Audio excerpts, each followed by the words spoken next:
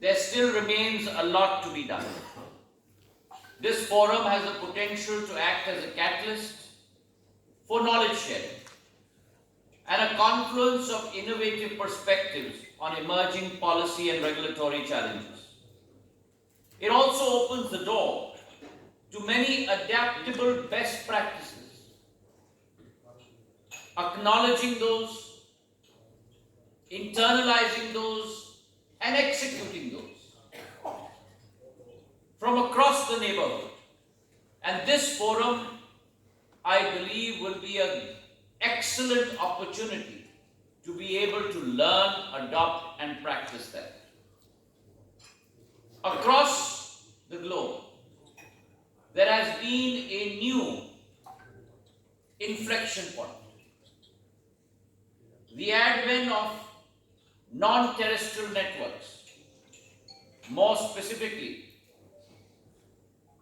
the GEO, in addition to the GEO satellites, the medium Earth orbit and the low Earth orbit satellites, have now given a new inflection point to telecommunication technology.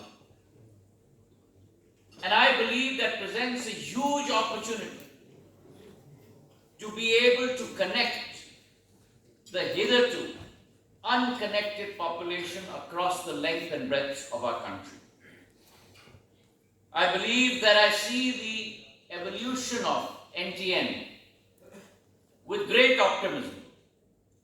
And I believe that it will unlock new vistas in communication technologies, igniting innovative applications across diverse sectors, and advancing our collective journey and our collective resolve towards the United Nations SDGs, our Sustainable Development Goals.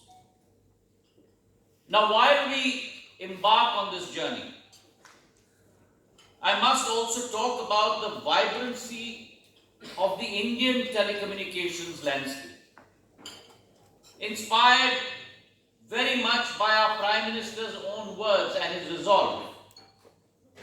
When we talk about technology, not only as a powerful conduit, but as an ability to be able to discover, learn, evolve, and implement, in our Prime Minister's words. India, ladies and gentlemen, treats technology not only as a tool, but as a harmonious blend of speed, blend of simplicity, and blend of service. And the capability of this technology to empower our marginalized people across the length and breadth of our landscape. India has advanced tremendously, and we believe that this telecommunication and digital technology should be a custodian of sustainable economic development.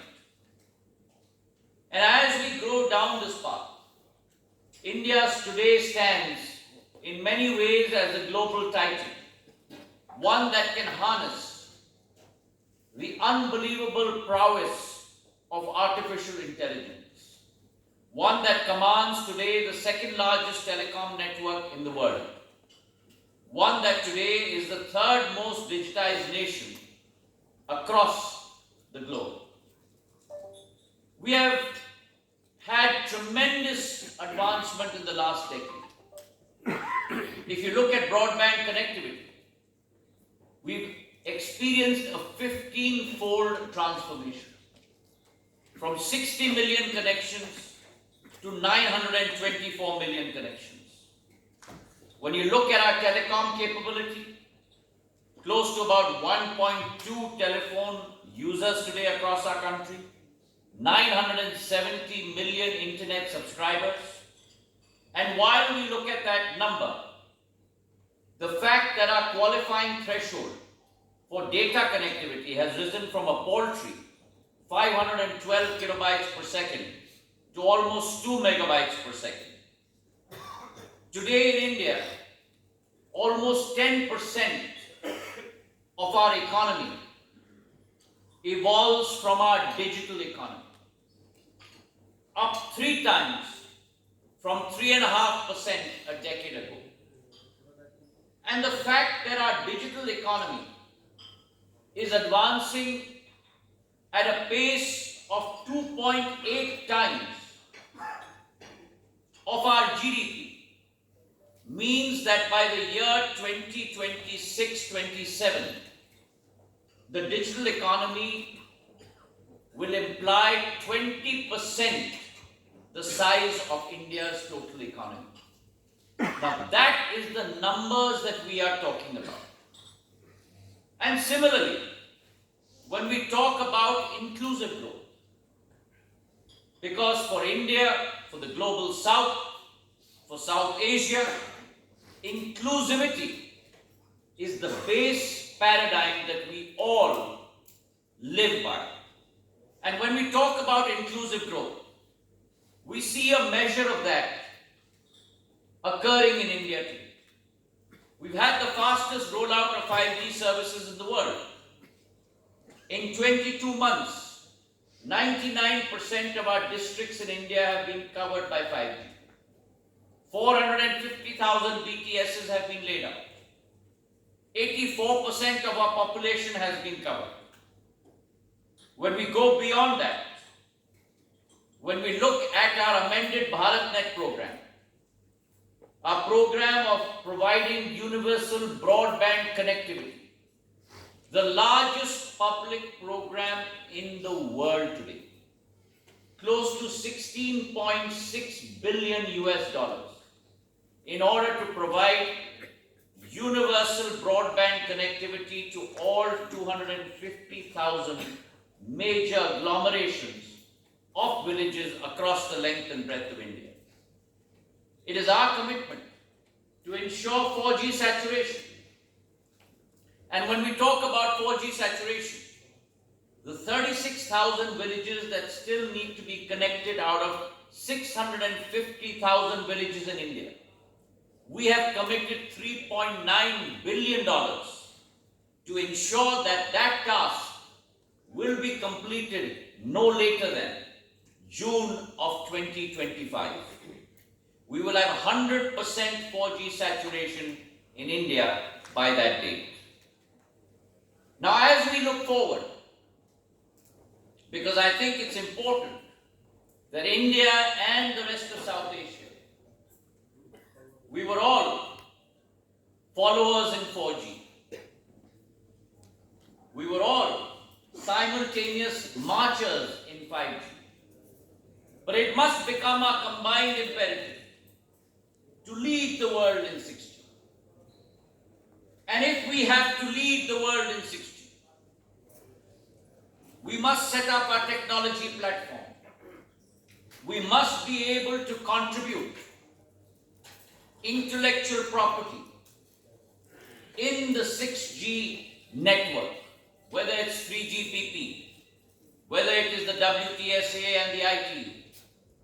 And most importantly, we must speak in one voice, the voice of the global South. South Asia has a tremendous responsibility towards that.